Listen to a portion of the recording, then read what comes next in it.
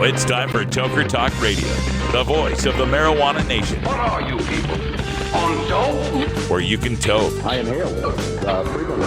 Or you can talk. I experimented with marijuana and didn't inhale. Or you can toke and talk. 10 federal criminal penalties for possession of up to 1 ounce of marijuana. While we talk about toke on Toker Talk Radio. So, by the way, when it comes to pot, if you're 40 years old, you live in a log cabin in Oregon, you got 12 giant pot plants in your backyard, have a ball. Live from beautiful Portland, Oregon at Rolla J Studios.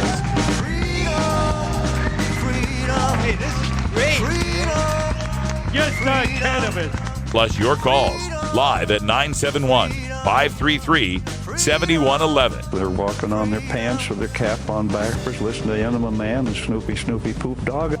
What's to keep somebody from getting all potted up on weed and then getting behind the wheel? Gateway theory doesn't work. It's a reality. Holland, is it real?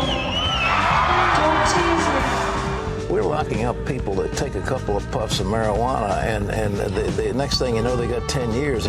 And now, here's your host, the guru of ganja graphics, the sultan of sativa statistics, and the worst nightmare of a reefer mad prohibitionist. A polite, perspicacious, productive pothead with a propensity for PowerPoint. Radical Russ Belville. All right. Welcome back, everybody. Time for Toker Talk Radio. Our phone lines are open at 650-LEGAL-MJ. And my God, could we get through with 2016 already? I've had it. Help me, Obi-Wan Kenobi. You're my only hope. I mean, a year that starts with the death of David Bowie and ends with the death of Princess Leia. We lose the Starman and General Organa in the same year. It's just, man, this year couldn't suck any worse. I mean, the only good thing that happened this year really was legalization of marijuana in 4 states and medicalization passing in 4 others. Can anyone think of anything else good that happened this year aside from that? I'm watching the chat room. You guys are really lively today. And man, and George Michael, too. How is it we have a year where we lose half of Wham and 2/3 of Emerson, Lake and Palmer in the same year? I don't know, but I sure hope that Carl Palmer and Andrew Ridgeley are holed up in a bunker somewhere for at least the next week, right? Don't come out till Monday. This is just a shitty year for some of the giants we lost this year. We lost one of the co-founders of the Eagles. We lost 2 of the co-founders of Jefferson Airplane. We lost Prince, Bernie Worrell, one of the founders, Maurice White, one of the founders of Earth, Wind, and Fire this year. Leonard Cohen. Oh, just so many that have passed away. Merle Haggard. Oh, some of the best ever. And it's just, man, can we make it another, 5 days we got left here? Can we make it another 5 or 6 days and not have to deal with a tragic loss? Yeah, and Doc Herbalist in the chat room is like, and Gene Simmons is still alive. Yeah, I was thinking that too. It's like Nickelback is all healthy, folks. Motley Crue ain't going anywhere. But we got to lose people in their 50s, man. That's just so sad. And come on, 2016, if you want to take someone, if you want to make the world a better place, if you want to make it up to us, you can take a Dick Cheney, right? Somebody earlier was saying Trump, right? I'm like, no, don't take Trump. Then we're left with President Pence. We don't want that. But man, you can take Cheney. Come on, please. Show us that you're not just taking the good people. It's just awful, man. I'm telling you what, though, 2016, you better keep your hands off Betty White. Do not even think about taking Betty White from us this last week. That's it. I draw the line. All right, we're going to talk some more about marijuana in this hour because, that's what we do. Coming up in our next segment, there was a great interview that Attention did. Run around and says, take Nugent. Yeah, please, take Nugent. There's a great interview by Attention website, ATTN, the website, interviewed Bill Maher on his hiatus. He's on his holiday break, doing his New Year's gig in Hawaii like he always does. But Bill Maher, they asked him about a bunch of stuff, Trump and Democrats and so forth, but he had some stuff to say about marijuana as well. We'll play some clips for you coming up after this first break here. Then we'll head off to our mandatory union-required safety meeting, and in the second segment, I'm going to tell you about the man who has beaten my friend Robert Platshorn's record for longest-serving nonviolent marijuana prisoner, and he continues to break the record every second of the day. That's coming up in the second segment. Then stay tuned for the third segment. We'll talk about some more weed. I don't know what yet. This is the Russ Belville Show on CannabisRadio.com.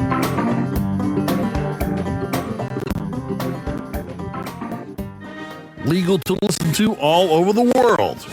We're just not sure about France. CannabisRadio.com. Cash? Sorry. I don't carry around cash, and I don't want to use the ATM and pay surcharges. You don't need to carry cash. Haven't you heard about PayQuick? Okay, tell me about PayQuick. It's the safe and easy way to pay. It works just like your debit card to securely pay for your purchase, and it gives you rewards points every time you use it. Nice. PayQuick, the safe and easy way to pay. PayQuick.com. Doc Rob, the concierge for better living. Cannabis is just one of the many great plants that we have on this planet called Earth that we can use consciously and intelligently to improve our well-being. Take a real, raw, inside look at healthier living while sharing great ideas and improvements for a better quality of life. Learning to live and live well is a lifelong process. This is a journey. You could be 8 years old or 8 years old. You can still learn something that's going to make tomorrow a little bit healthier, a little bit easier, a little bit happier, a little bit better. The concierge for better living with Doc Rob. Only on CannabisRadio.com. You're listening to the Russ Belville Show on CannabisRadio.com, where we don't change our mind on decriminalization during an election year. At Herbie's Cannabis Seeds, we pride ourselves on bringing you the best quality seeds from the world's most respected cannabis seed producers, all at the lowest online prices. You can find Herbie's Seeds at herbiesheadshop.com. All cannabis seeds are sold as souvenirs and as a means of preserving cannabis genetics. Herbie's Seeds in no way intends to condone, promote, or incite the use of illegal or controlled substances. We strongly urge all prospective customers to check their national laws prior to placing an order. Herbie's Seeds at herbiesheadshop.com. Proud sponsors of the Russ Belville Show and 420 Radio.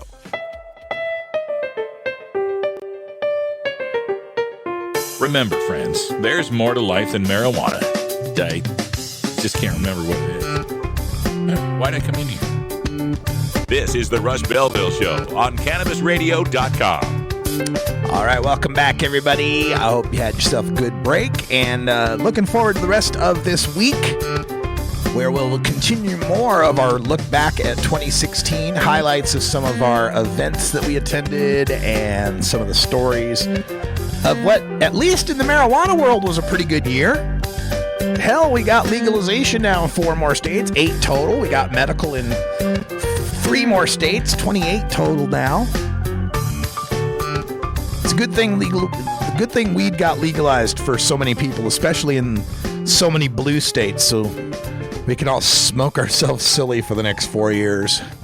Oh my God. It's going to be a roller coaster ride, let me tell you, folks. And in this hour too, I'll be talking a little bit more politics in 2017 because I have a feeling there's going to be a whole lot to talk about. So get ready for that. We're going to be doing more of the talk radio part of Toker Talk Radio, talking more about politics as the year goes on. But for this segment, I wanted to talk about our good friend Bill Maher. A friend, like I know him. I never met the guy. But I want to talk about Bill Maher, who was recently asked by the website Attention about various topics, including the Trump administration and the election and how the Democrats should recover and so forth. And when asked if there could be federal marijuana raids in the 8 legal marijuana states under a Trump administration, Bill Maher said, "I certainly think it's possible." Well, yeah, it's certainly possible. It's always been possible. The question is whether or not they'll pull the trigger. Now, in the wide-ranging conversation, they discussed the Russian electoral interference, the Democratic Party being lost in the wilderness, the Bernie Sanders phenomenon, and so forth. But Bill also had a few things to say about marijuana and some advice for those of us in the world of marijuana. First of all, he said that he's worried about the Trump administration for sure. I wasn't even a year ago. I remember doing an editorial on our show saying everyone is trying to get me to, invest or somehow put my name on a weed product. Marijuana. They already had the names lined up. And I was like, I had one friend who went to jail way back in 2000 because we made marijuana medically legal here in California in 1996, but the feds came in and said, sorry. That friend, of course, would be Todd McCormick. He's been a guest on the show, and we've run into him numerous times throughout the past 10 years. And McCormick did time, and that's got Bill Maher still nervous, still worried that the federal government could swoop in and conduct raids, haul people off to court, put them in prison. And it doesn't sound like Bill's very interested in heading there. Bill also was asked what advice he would have for marijuana consumers under the Trump administration. Don't piss off your old dealer. The guy you had to go and talk to before you got the weed and kind of deal with his skanky girlfriend and pretend you were interested in his stories. You might have to do that again. Yeah. So we're back in those times. Yeah, let's hope we're not back in those times. But that's the advice Bill has for us is keep your black market contacts. You never know what might happen. And in a final bit of conversation that has some meaning for those of us in the marijuana politics arena, Bill was asked about the Democrats losing to Donald Trump and how they ignored the phenomenon of Bernie Sanders and what they could do in the future. Go where the energy is in the party. She wasn't that. When a 74-year-old man is getting huge crowds of 20-year-olds, pay attention to that. Who should the Democrats run in 2020? Gavin Newsom. Gavin Newsom, of course, is California's lieutenant governor, and he led the Golden State's Blue Ribbon Commission on marijuana legalization, which led to the development and passage of Proposition 64. His suggestion of Newsom as the Democratic Party's 2020 presidential nominee would certainly warm my heart and many cannabis aficionados' hearts, as he is very, well, I wouldn't say he's pro-marijuana, but he's pro-reform. He definitely understands that the war on drugs does not work and sees the benefit in the legalization of cannabis. So having him running for president would definitely bring the marijuana issue to the fore, and it would be very difficult for Donald Trump to, in a re-election bid, to have to fight against Newsom. Also, Newsom, as a politician, as a statesman, as a figure, is someone who fits all the bill for running for president. Bill Maher made a statement about how Trump likes to say people come from central casting. Looks like he came from central casting. Folks, Gavin Newsom couldn't look more presidential. Gavin Newsom looks like somebody that was cast in a movie to be president. He's handsome. He's tall. He's got that. He kind of has a, if Mitt Romney were cool and younger, look to him. That could go very, very well. Now, the only consideration I have about Newsom as a 2020 presidential nominee is that Governor Jerry Brown, if I'm not mistaken, is up for, or his term ends in 2018, I think. We'll look that up and see if I can confirm it. But the plan, or what most observers believe is Newsom's plan, is to be the California governor, and perhaps springboard California governor into being the president, maybe in a run for 2024. Now, his term in office as governor, let's see, trying to get the notes here on this. It doesn't say. California governor, let's see, where are we at? Second term for governor. looking through all of Jerry Brown's to president. Okay, so candidacy for governor was elected in 2011, and how long does the governor of California serve? I think it's 6 years, but I can't find. Let's see, 2014 re-election. Okay, so if he was elected in 2015, so yeah, all right. So it looks like it's a 4-year term. So if he came in 2015, he'd be out in 2019. Somebody's gonna have to find more details on this because I don't know my California politics well enough. But it sounds to me as if the next governor in California would be serving starting in 2019, so he'd be the 2018 election. So that kind of puts Gavin Newsom into a tough position. If he wants to run for president, it would be running within just a year. 2019, the presidential race will already be starting for 2020. He'll be just moving into the California governor's mansion. So will Newsom sit on the sidelines and not want to go against an incumbent Trump and let the Democrats run whoever they run, biding his time to be the governor of California from 2019 through 2023 and perhaps run for president in 2024 when he wouldn't be facing an incumbent? Or could it be that a Trump administration turns out so disastrous that the door is open for someone to win in 2020, and Newsom then forgoes running for California governor and jumps right from California lieutenant governor to a presidential race? I don't know. It's hard for me to imagine anyone else in the Democratic Party who's ready to go for 2020. Perhaps an Elizabeth Warren, maybe a long shot at another Bernie Sanders candidacy, but he'll be so old by then. Let's see. According to Trickster Phillips in the chat room, thank you. Governors elected by popular ballot serve terms of 4 years with a limit of 2 terms. Thank you very much. So, yes, 2019. I don't know. I'd love to see Gavin Newsom run. He's young enough, and he has a good way of expressing progressive politics and explaining it that Democrats should really take heed to. He doesn't buy into Republican frames. He manages to paint progressive reforms and programs as a shared sacrifice, as a community good. And I think that's something that could go well in the forthcoming elections after 4 years of a Trump administration, after 4 more years showing people that those ideas of giving tax cuts to the rich and favoring business and allowing these terrible trade deals, 4 more years of that should convince people that what's working in California could work for the rest of the country. And it's an interesting state to look at, California, as it pretty much runs as if it's its own country in many ways.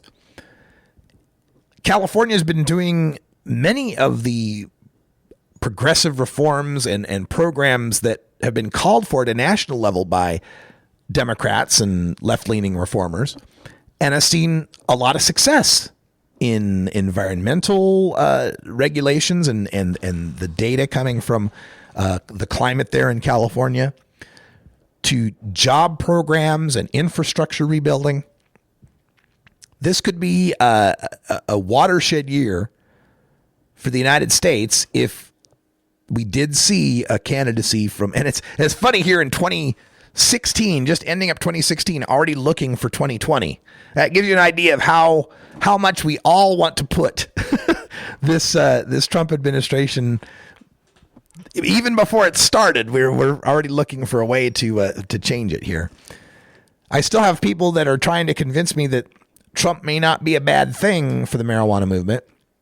Well, I've yet to see that, but the way he's stalking his government, way he's stalking his agencies with hardcore drug warriors, hardcore folks that believe the worst reefer madness, it's hard for me to see how he's going to lead them into not going after the drugs, not going after marijuana. I don't think it's going to happen. I think it's going to be another drug war, folks. Leave us exit stage left. All right, that sound means it's time for our mandatory union Safety meeting. Local 420 in effect. We'll be back with some talk of America's longest-serving nonviolent marijuana prisoner when we return.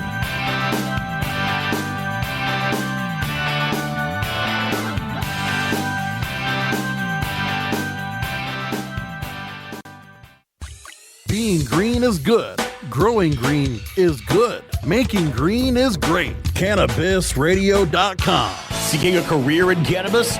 Ready to become the next great bud tender? Increase your knowledge, skills, and higher ability with a Trichome certification today. Trichome Institute is the only cannabis education company in the world with courses that include textbooks, workbooks, an expert-approved and government-certified curriculum. Trichome now offers these courses online. Take the courses at your own pace with 24/7 live human support from anywhere in the world.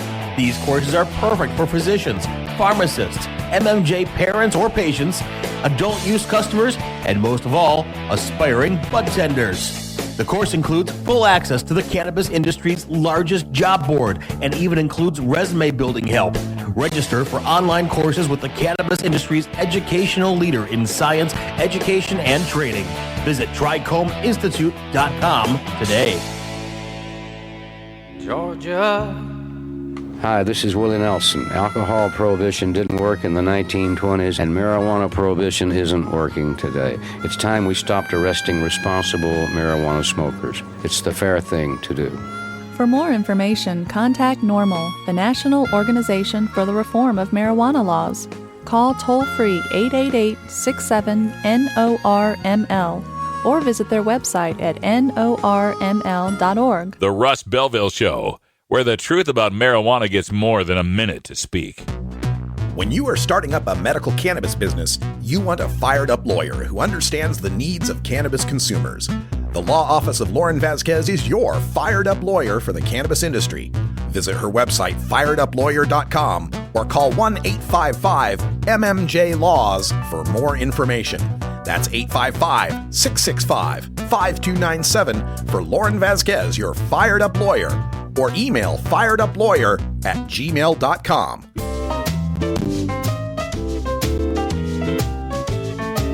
Pod 2.0. It's not your father's Woodstock weed. This is the Russ Belville Show on CannabisRadio.com. Welcome back, everybody. 4:23 here in beautiful legal Potland, Oregon. And I just happened upon a Twitter feed that is just about to bring a tear to my eye. Anne Thirall.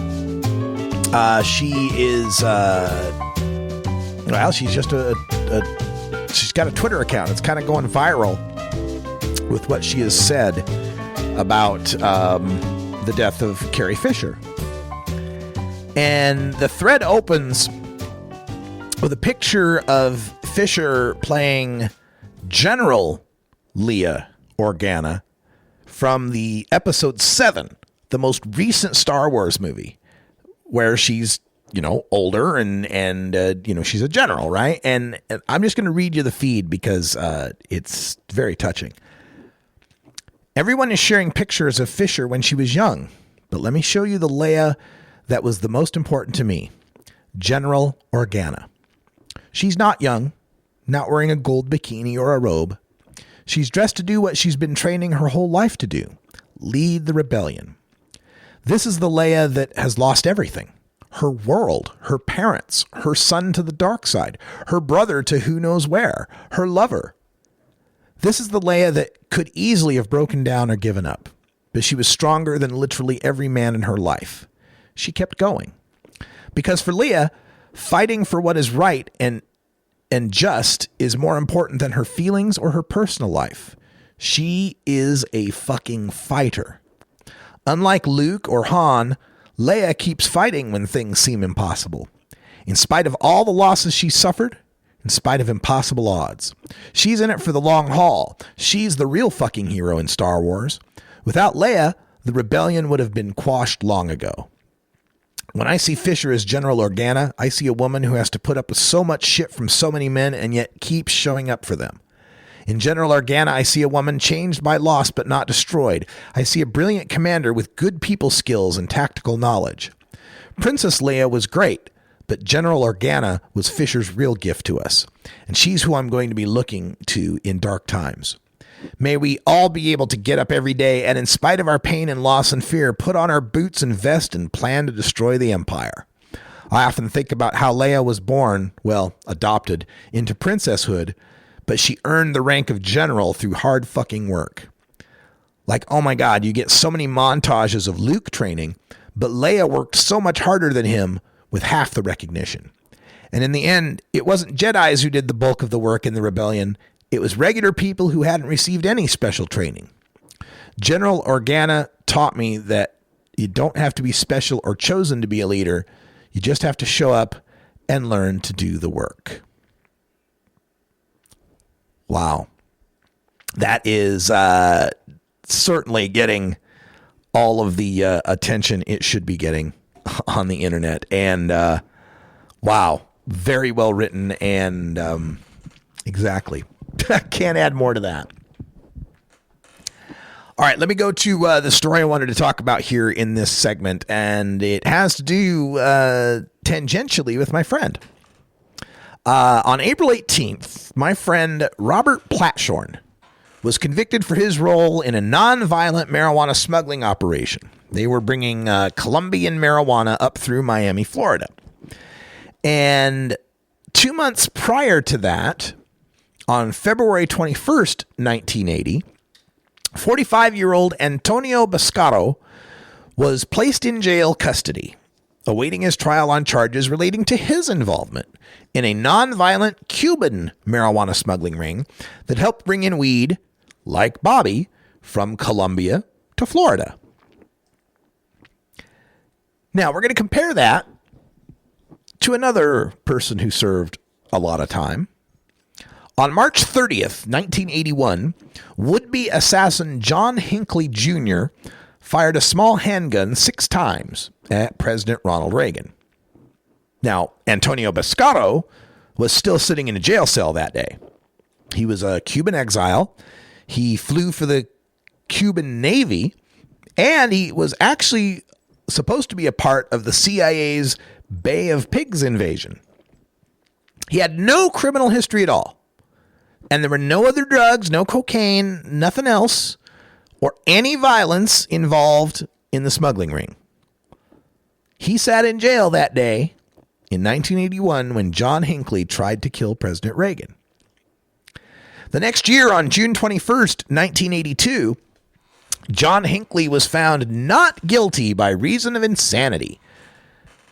The jury agreed with the defense, who had argued that Hinckley had narcissistic personality disorder and was pathologically obsessed with actress Jodie Foster and her role in the 1976 movie Taxi Driver, which they argued drove Hinckley to shoot Reagan. Now, due to his mental illness, John Hinckley was never sent to prison. He was instead committed to St. Elizabeth's Hospital, a mental institution. Antonio Bascaro also went to trial in 1982, having already sat in jail for 2 years. He was then 47 years old, and he was found guilty of his first-time nonviolent marijuana offense and sent to federal prison. Fast forward to 1994. 59-year-old Antonio Bascaro still sat in that prison when the convicted leader of the Cuban marijuana smuggling ring he was a part of, a man named Jose Luis Acosta, was set free. Here's what Acosta told NBC News at the time. Quote, this is the NBC News report. The reason, Acosta said, was that he cut deals with federal agents, offering them information on a number of other cases involving drug trafficking and police corruption, including one that targeted the jewelry store owner who introduced him to Bascaro. Prosecutors in turn persuaded judges to shorten his time in prison. Acosta said he tried to get Bascaro to do the same, but his former partner refused. Acosta said, quote, "I'm very sorry he's still in prison. He's been in too long. I tried to get him to cooperate, but he lost his opportunity to do something for himself to get himself out of there, end quote. Yeah, Antonio Bascaro refused to snitch.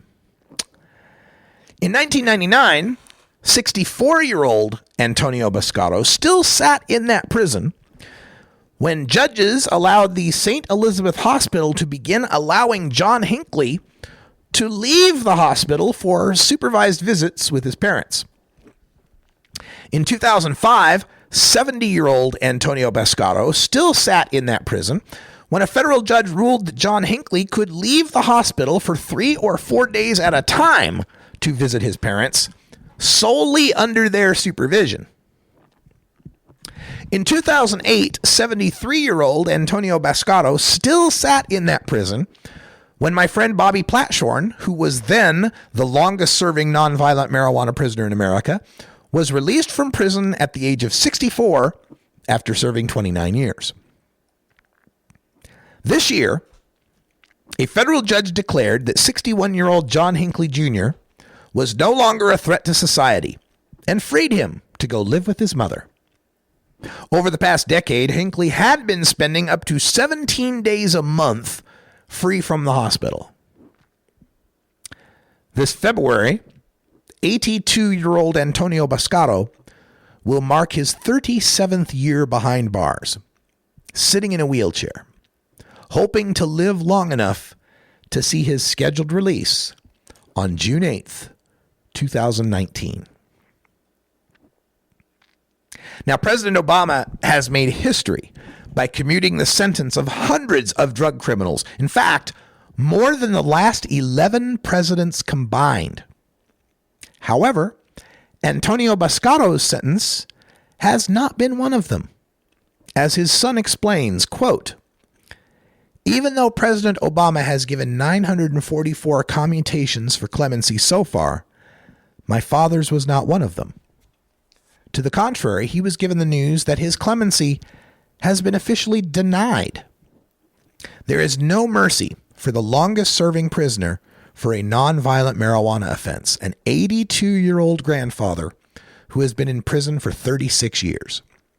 We are heartbroken and can't understand why. We were not given a reason. End quote.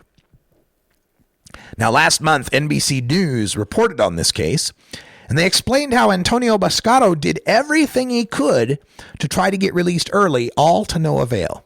NBC writes, he amassed good behavior credits and tried repeatedly to appeal the length of his sentence. He applied for compassionate release due to his age and was denied. That left clemency as his only option. He filed twice on his own, and this summer got volunteer assistance from a lawyer working for a program aimed at processing the massive number of applications to Obama's clemency initiative. That too failed. Now, apparently, according to an article Mike Adams wrote up on High Times, there's a statute of limitations when it comes to compassion for elderly nonviolent marijuana offenders. Mike writes, quote, unfortunately for Bascaro's case, it happened so many years ago that he does not qualify for the Bureau of Prisons Compassionate Release Program, which allows prisoners who are at least 65 years old that have served 50% of their sentence the possibility for an early release. Essentially, Bascaro is forced to serve out the remainder of his prison term behind bars because he is not eligible for any of the sentencing reform implemented by the Obama administration over the past few years. Digging a little deeper, the Clemency Report, a nonprofit that works on this issue, explains it further, saying that, quote, Antonio's Orwellian sentence includes such legal absurdities as a non-parolable offense, a sentence exempt from the Obama administration's efforts to shorten drug sentences because he's been in prison too long, a sentence that doesn't qualify for the U.S. Sentencing Commission recent reforms shortening the drug sentences of 40,000 federal prisoners because his sentence is too old to be shortened, and an ineligibility to receive compassionate release for elderly prisoners because the regulations were written in a way that didn't take into account the existence of a man so old and locked up for so long. Any nation that could keep a disabled elderly man behind bars for a nonviolent crime that's now legal in 8 states and approved by 60% of the public because that's the law, while treating with kid gloves a would-be presidential assassin because he's insane, well, I don't know if I can put it any better than Robert Platshorn did when he and Antonio Bascaro were first imprisoned back in the 80s. At his sentencing hearing, Robert Platshorn said to the court, quote, "Pot dealers in America are given the same type of justice as a Jew in Hitler's Third Reich or a black man in Florida. Sentences that call for imprisoning pot dealers are as irrational and cruel as the Inquisition or the witch trials. I now face more prison time than some of the worst villains in our history. More than a second-degree murderer, rapist, child arsonist, more than Al Capone, and probably more than Charlie Manson." End quote. Well, Charlie Manson's still in prison. But other than that, Tuna, you're absolutely right. We're going to take a break, smoke some weed, and be right back.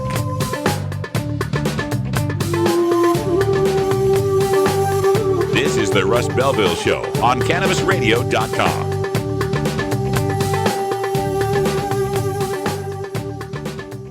Cannabis use isn't the only thing growing, so are we. Grow with us. CannabisRadio.com.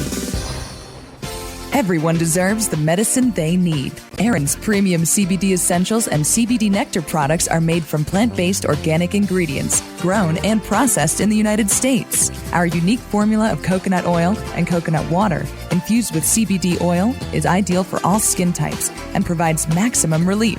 Aaron's Essentials was formulated by 9/11 first responder and Stage 4 cancer survivor Aaron Sieber. As a cannabis connoisseur, Aaron began making and using his own lab-tested medicinal cannabis products to help relieve the side effects of his rigorous cancer treatments. Visit www.cannoisseurbrands.com for more information on Aaron's Essentials and learn how you can pay it forward. That's CANNAISSEUR brands.com. I'm Radical Russ from the Russ Belville Show. Senator Mark Madsen of Utah. Mark, welcome to the show. Everybody kind of turns a blind eye. They obviously have to go to some other state. Representative Lou Fredericks. We're going to get something on the order of nonviolent possession offenses. State Representative Kathy Tilton. Where does it go from personal use to commercial use? It's the Russ Belville Show, the NPR of POT, weekdays live at 6 Eastern, 3 Pacific, exclusively on CannabisRadio.com. Get the latest updates on the Russ Belville Show by following Radical Russ on Twitter and liking the Russ Belville Show on Facebook. At Herbie's Cannabis Seeds, we pride ourselves on bringing you the best quality seeds from the world's most respected cannabis seed producers, all at the lowest online prices. You can find Herbie's seeds at herbiesheadshop.com. All cannabis seeds are sold as souvenirs and as a means of preserving cannabis genetics. Herbie's Seeds in no way intends to condone, promote, or incite the use of illegal or controlled substances. We strongly urge all prospective customers to check their national laws prior to placing an order. Herbie's Seeds at herbiesheadshop.com. Proud sponsors of the Russ Belville Show and 420 Radio.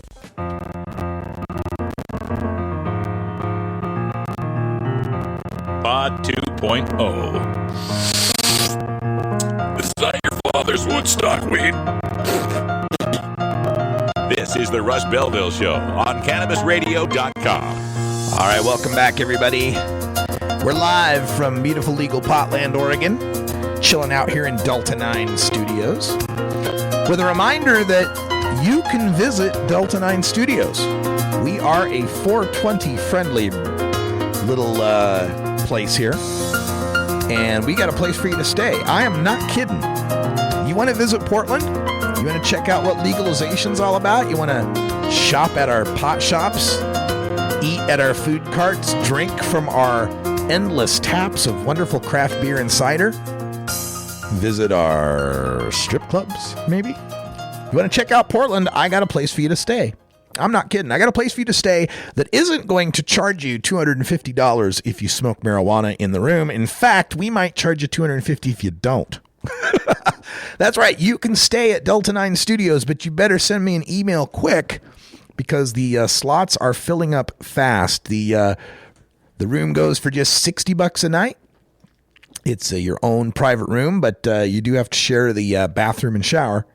But your own private room here in Southeast Portland, right near the bus line. Easy access to downtown. You don't have to have a car here, folks. Don't come to Portland and think you need to rent a car. Unless you want to travel out of town, you can get by on the streetcars, you can get by on the buses and the MAX train. Get anywhere you need to go.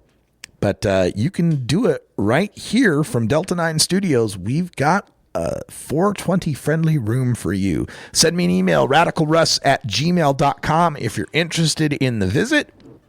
And we will be glad to have you here. You can even hang out while I do the show.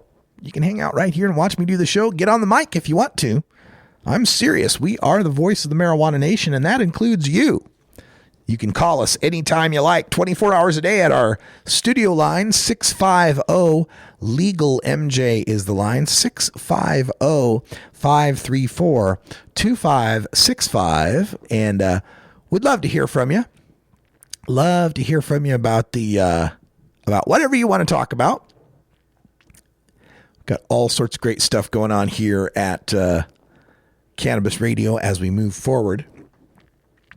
I've been telling people about how in 2017 it looks like we'll be going back to video. I've been having people request me to restart my my streams out on YouTube so people can follow the show that way. And I'm going to do it. I think it's weird, really, because my YouTube feed was just like a webcam in the corner of the room filming me talking on the microphone. I don't know why that's compelling video, but apparently some people want it, so I'll bring it back, I guess. That's what we're going to do. Also, some gigs coming up in January. Last weekend in January, I will be in Richmond, Virginia at the Virginia Normal Conference. That'll be the 28th through the 31st that I'll be in Virginia. And of course, 31st is my birthday. So want to celebrate my birthday with me? Meet me out there in Virginia for the Virginia Normal Conference. You can find more at vanormal.org, I think is the website, or just Google Virginia Normal.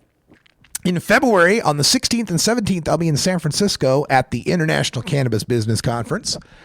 Great conference out there. It's the longest running marijuana business conference in California. And with legalization coming there, there's going to be a lot of stuff to talk about. All the experts will be there. You can get the latest information on the cannabis commerce going on in California at the International Cannabis Business Conference. Check out internationalcbc.com. You can get all the details. And if you buy the tickets earlier, they're cheaper. So get on that.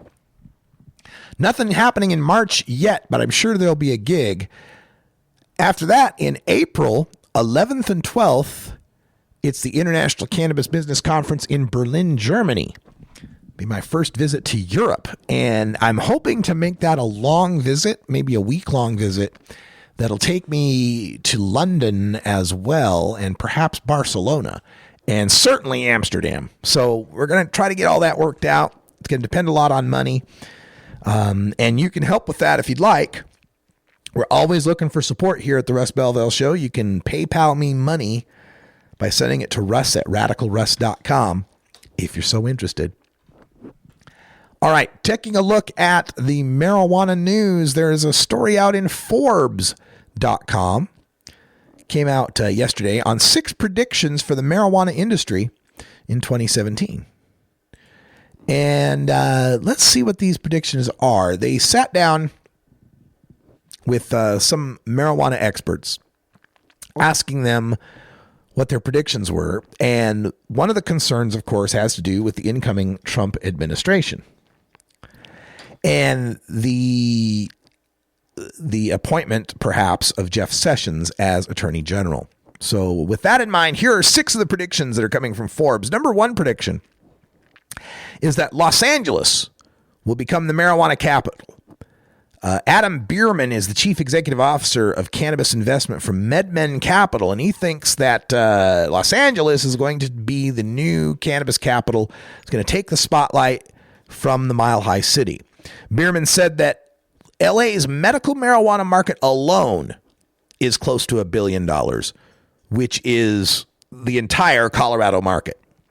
The city is expected to pass an ordinance in 2017 for proper licensing that will open up the recreational market, and capital is flowing. as investors smell money in the Los Angeles market. Well, yeah. I mean, that's just kind of an inevitability. That's not, you're not going really out on a limb predicting that LA is going to be the capital of marijuana. But it depends on how you define it. To me, the capital of marijuana is going to be the place that is the most marijuana friendly.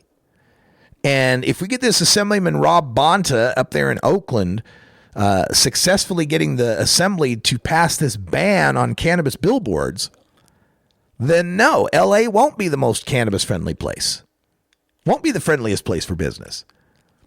It'll be the billboards in Portland, the billboards in Denver that people will associate with legal marijuana. It's not just how much weed is being sold that makes something the cannabis capital, if you ask me.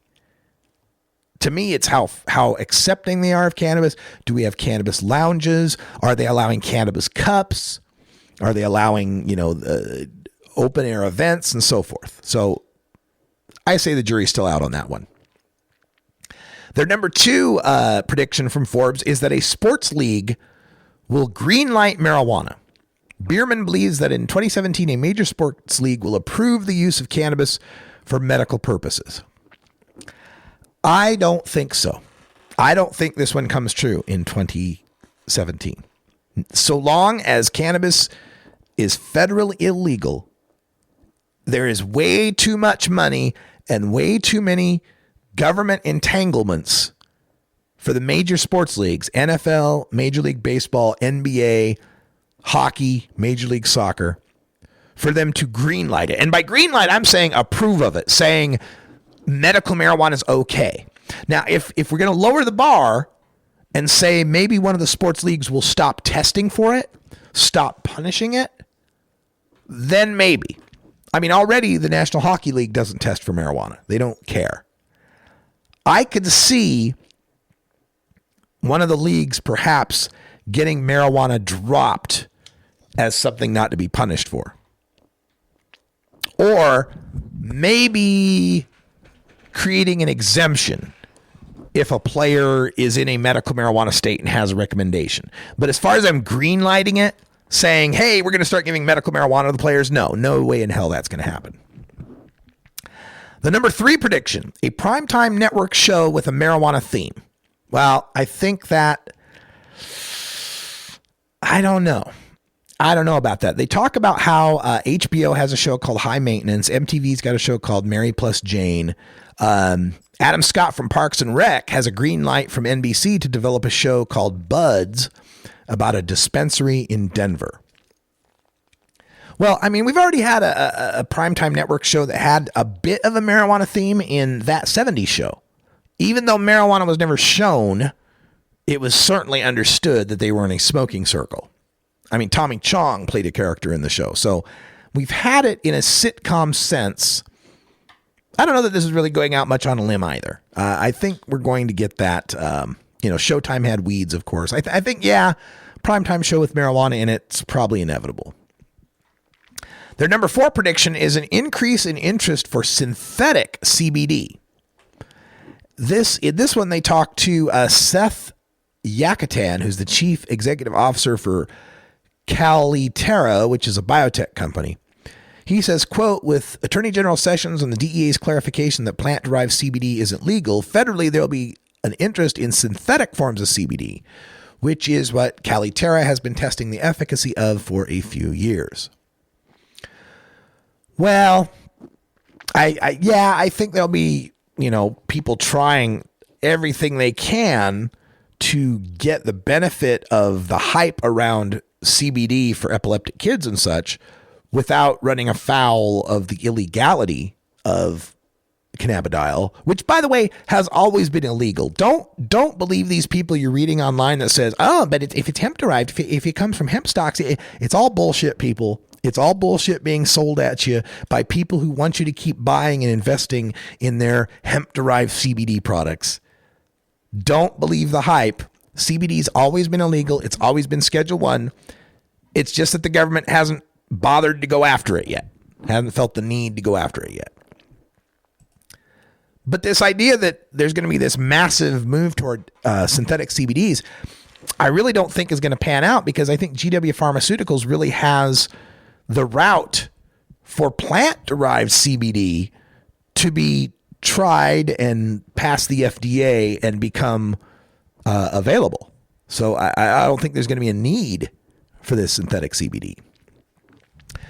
They also say there's going to be a growth for craft marijuana, premium marijuana, seed to sales storytelling, and other value adds, celebrity endorsements, organic features, the year of craft bud. Yes, I think that is inevitable, as well, as we now have 8 states with legalization, and all these marijuana growers look to stand out. I mean, I'm already reading about the gold box and all of these high-end premium subscription services that can get you a $3,000 marijuana cigar and so forth. That's definitely going to happen. But I think the other side of that doesn't get mentioned as much, there will be a growth of craft marijuana. There'll also be a growth in low potency, what do you want to call it? Walmart weed. I think we're going to see, that's going to be a market that expands, that I think is going to surprise some people, a growth in the low THC market, of people wanting weed that relaxes them but doesn't make them all stoned. Day weed, you might call it. Work weed. I don't know. And finally, their 6th prediction in Forbes for the marijuana industry in 2017, recycling marijuana failures. They want to figure out, what can we do with marijuana that fails pesticide testing? They want them to be turned into solvent-based concentrates. Oh, good. Let's concentrate our pesticides too. No, I don't think that's one that's coming up anytime soon. How about learning how to grow your weed without pesticides? How about that? All right, we got to take a break. When we come back, we'll close up shop and get ourselves ready for the Cactus Bowl, ladies and gentlemen. That's right, Boise State in the Cactus Bowl. This is the Russ Belville Show on CannabisRadio.com.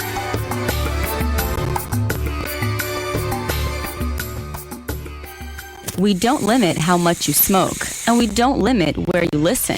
Cannabis Radio is now on iTunes, Stitcher, and iHeartRadio.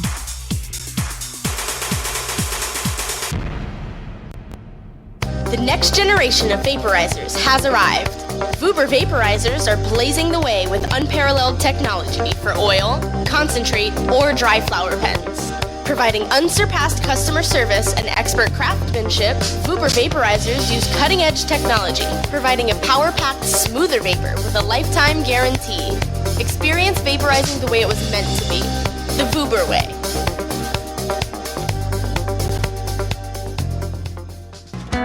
Hey, this is Willie Nelson for Normal.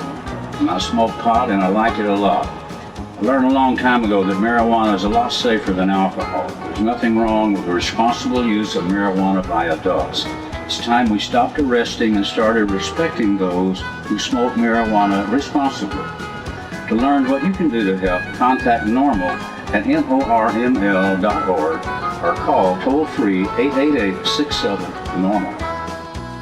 You're tuned into the Russ Belville Show, the voice of the marijuana nation, only on CannabisRadio.com. When you are starting up a medical cannabis business, you want a fired-up lawyer who understands the needs of cannabis consumers. The law office of Lauren Vasquez is your fired-up lawyer for the cannabis industry. Visit her website, fireduplawyer.com, or call 1-855-MMJ-LAWS for more information. That's 855-665-5297 for Lauren Vasquez, your fired-up lawyer, or email fireduplawyer@gmail.com.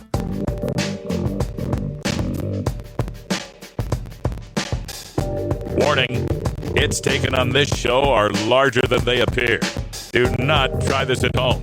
These people are professionals.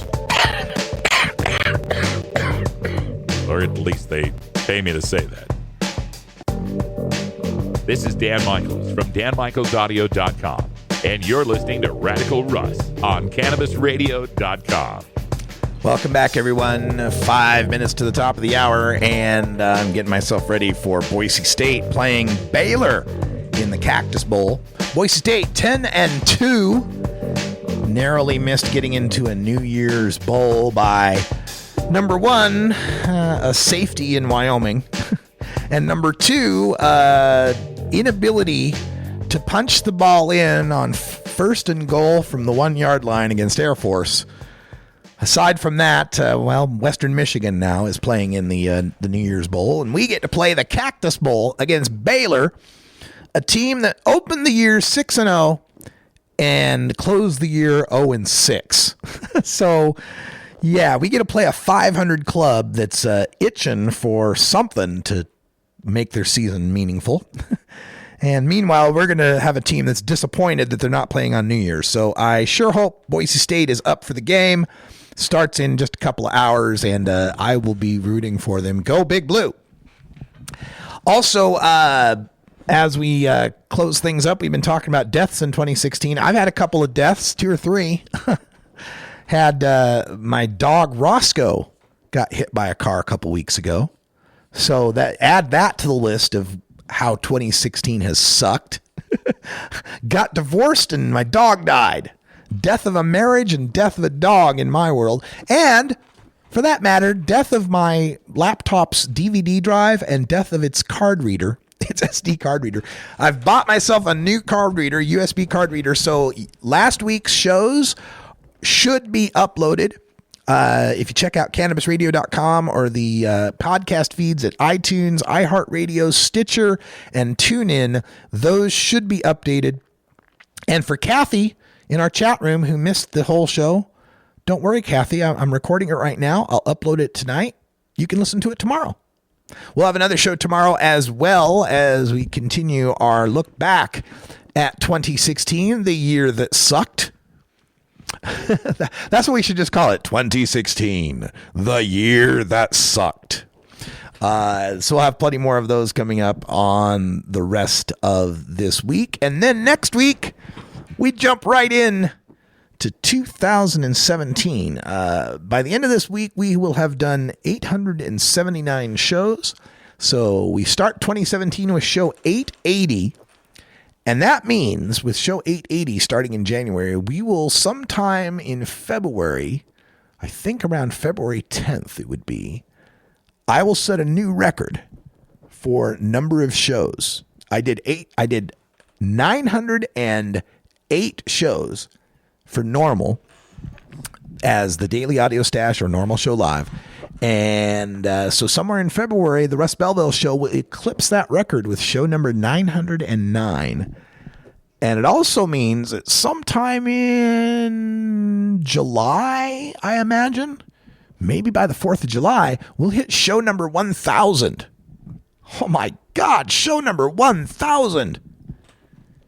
Who'd imagine that you could do 1,000 shows talking about weed? But that's happening. That's coming up.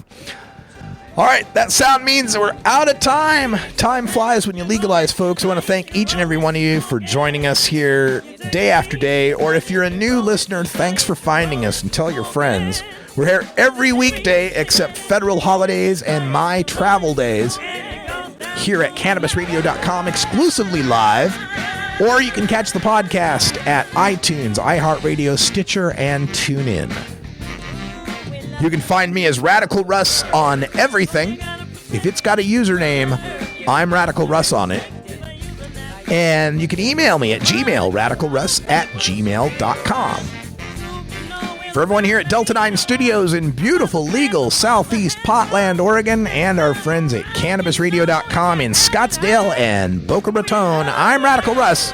Thanks for joining us, and until next time, take care of each other, tokers. This is the Russ Belville Show. The Russ Belville Show is blogging and podcasting daily at radicalruss.com. You take a seed, you plant it, you grow it, you dry it, you roll it, you smoke it. You take a seed, you plant it, you grow it, you dry it, you roll it, you smoke it. You take a seed, you plant it, you grow it, you dry it, you roll it, you smoke it, and it goes down smooth.